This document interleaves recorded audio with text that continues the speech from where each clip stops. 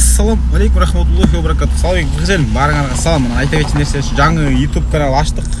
Иним ачтык, кыскасы өзү. Ошого катталыңыздар. Урматтуу кыргызстандыктар, урматтуу жаштар, урматтуу бүгүнкү ушул өкмөт үйүнүн алдында топтолуп турган жаштар, мынакей сиздер лидерлерди шайлап, мага делегат кылып жөнөтүпсүздөр. Кабыл алдык, сүйлөштүк, бардык талаптарын, өзлөрүнүн ой пикирлерин айтты. Бардыгы менин оюмдагы, булардын оюндагы бардыгыбыз бири-бирине төп келишти. Макулдаштык, макул болдук. Мына мен булардын бардык сунуштарын кабыл алдым. Мына ошол үчүн сиздерге Ала Тоо аянтында турган, өкмөт үйүндө турган жаштарга биз кайрылып кетели дедик. Мына лидерлериңер менен биргеликте тарагыла, эртеңден баштап өкмөткө мындай мүмкүнчүлүк бергиле иштөөгө деп. Бүгүн кечке бир иш кыла албадык, ошон үчүн мына эртеңден баштап мындай иштеп, стабилдүүлүктү орнотуп, бардык мамлекеттик мыйзамдуу талаага кирип иштеп баштайлы деп ошондой деп чечтик. Анан координациялык кеңеш түзүп, ушундай аткан жанагы саясатчыларга, күчтөргө мен кайрылып кетемин. Баарыбыз биригип келгенге, сүйлөшүүлөргө отурганга мен каршы эмесмин. Сунуштарын кабыл алам. Ага даярмын. Анан жаштарга кайрылып кетем, айрыкча бүгүнкү. Ар кайсы саясий күчтөрдүн куралы болуп калбагыла. Эски саясатчылар келбесин деп атасыздар. Мен колдойм 100%. Эски саясатчылар болбойт. Ошон үчүн ошол эски саясатчылар келбесин деп атасыңар дагы, кайра ошо эски саясатчылардын куралы болуп атасыңар. Ошону туура түшүнгүлө.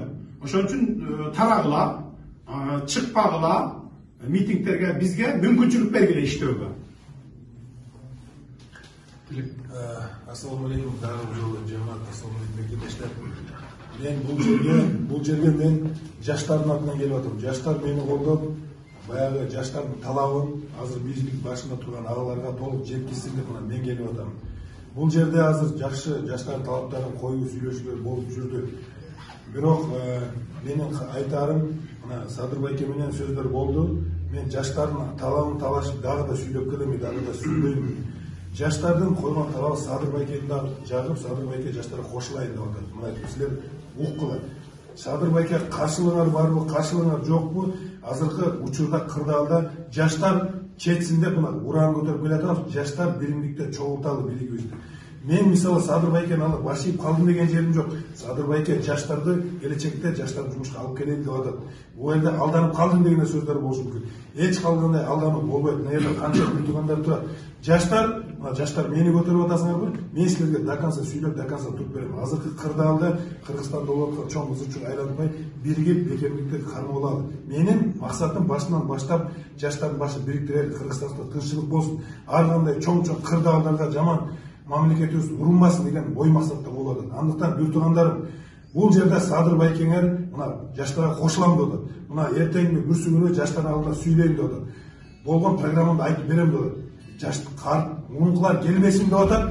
Ошону мына мен колдоп берем деп атат. Колунан келишинче колдойм деп атат. Аны мына жаштар баарыбыз күбө болот. Мен силердин атыңардан жеткиздим. Өзү дагы байке сүйлөдүм, мен жанында да агаларым сүйлөшүн өзөйдү. Бирок жаштар эч качан артка айтпайлы, биримдикте бололу, жаман жолго барбайлы, Кыргызстандын келечегине бизде бекем бололу, бир мушту бололу. Рахмат. Урматтуу кыргыз элим, биз дагы элдин жана жаштардын үнүн угуп коелу деп Садыр Нуркожоевичке келип, өзүбүз силердин талабыңарды айттык, өзүбүздүн талапты айттык.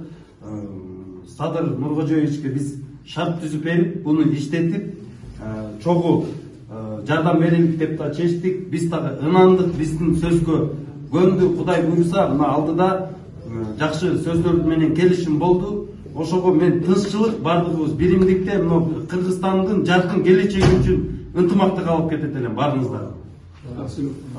Assalamu alaikum, урматтуу туугандар. Бир кайрылып кете турган нерсе, мен баарыңыздарга мына өзүңүздөр көрүсүздөр, урматтуу жаштар келсин, кыймылынын мүчөлөрү. Силердин талабыңарды аткардык мына баарыбыз. Өкүл шайладыңар эле. Силердин максатыңарды жеткирдик бүгүнкү күнү. Легитимдүү премьер-министрге. Эң негизгиси, мен азыр кайрылып кетем. Башка саясий партиянын лидерлерине тетиякта отуруп алгандарга келгиле, конструктивдүү площадка түзүлдү. жаштарды алып келелик, тазаларды алып келелик. Ошон үчүн люстрация мыйзамын да койдук бүгүнкү күнү. Жаштардын башын кошуу, саясий күчтөрдү бириктирүү деген максаттардын баарын койдук.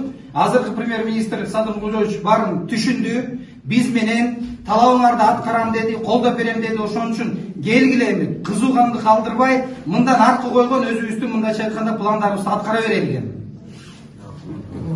Ассаламу алейкум, кыргыз элим. Бүгүнкү күндө мына Жети областан бардыгы келип отурат. Ошол жактагы балдарга кайрылып кетебиз.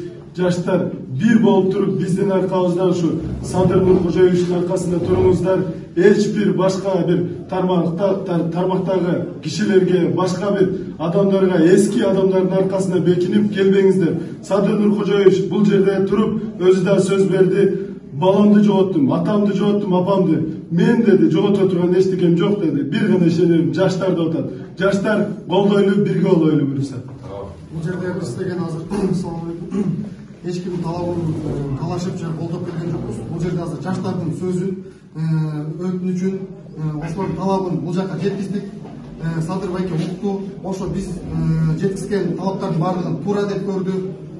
Жана биз Садыр байкенин дагы программалары менен, астыдагы келечекке койгон пландары менен биз дагы тааныштык. Биз да аны туура деп көрдүк. Болгон ошону жеткиздик. Садыр байке туура көрдү. Кандай болбосун, кандай мындан кийин шарт кадамдар болбосун. Мен ойлойм, биздин аттуу башчы болгон жигиттерибиз биздин жаштарды алдап кетпейт. Жаштар андай элдин, жаштардын келечеги, Кыргызстандын келечеги жаштар. Андыктан баарыңызга рахмат, бир туугандар. Тынччылык керек биринчи очередь.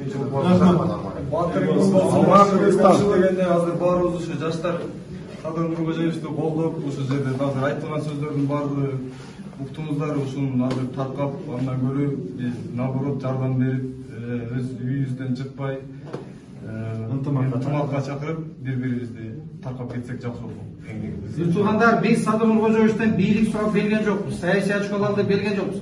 Болгону мен айттым, жаштар, таза жаштар келсин, кыймылын эле мүдөөсүн жеткирип коелу дедик. Максат ошол.